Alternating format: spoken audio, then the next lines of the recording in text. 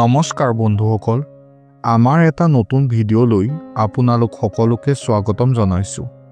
শীতকালত আমাৰ ছালবোৰ শুকান হৈ পৰে।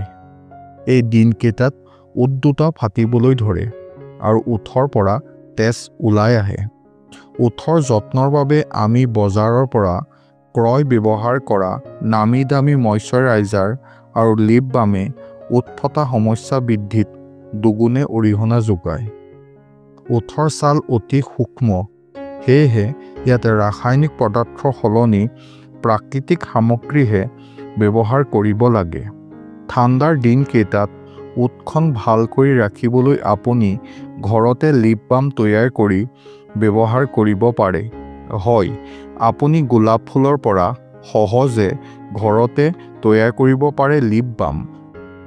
ঘৰত লিপ বাম তৈয়াৰ কৰাৰ বাবে দৰকাৰী উপাদান: গোলাপৰ পাহি 10-15টা, ভিটামিন ই কেপচুল 2টা, কেঁচা গাখীৰ এচামুচ, এল'ভেৰা জেল 2 চামুচ।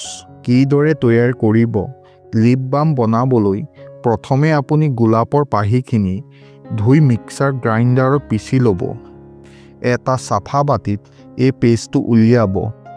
এতিয়া এই পেষ্টত অলপ কেঁচা গাখীৰ, ভিটামিন ই কেপচুলৰ জেল আৰু এল'ভেৰা জেল মিহলাই ল'ব। যেতিয়া এই সকলোবোৰৰ মিশ্ৰণ মসৃণ হয়, পেষ্টটো এটা এয়াৰটাইট পাত্ৰত বন্ধ কৰি ফ্ৰিজত থ'ব। ফ্ৰিজাৰত 3-4 ঘণ্টা ৰখাৰ পিছত এই বাম আপুনি ব্যৱহাৰ কৰিব পাৰিব। ঘৰুৱা লিপ বাম ব্যৱহাৰৰ লাভালাভ: প্ৰাকৃতিক লিপ বাম ব্যৱহাৰ কৰিলে ওঁঠ ভিতৰৰ পৰা হাইড্ৰেটেড হৈ থাকিব। ই ওঁঠ কোমল কৰাত সহায় কৰিব।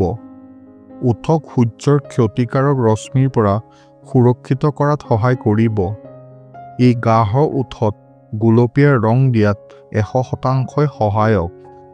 যদি আপুনি ভিডিঅ'টোৰ পৰা অকণমান হ'লেও উপকৃত হৈছে, তেন্তে ভিডিঅ'টো লাইক আৰু শ্বেয়াৰ কৰিবলৈ নাপাহৰিব। এনেকুৱা ধৰণৰ ভিডিঅ' পাই থাকিবলৈ আমাৰ চেনেলটো ছাবস্ক্ৰাইব কৰি লওক।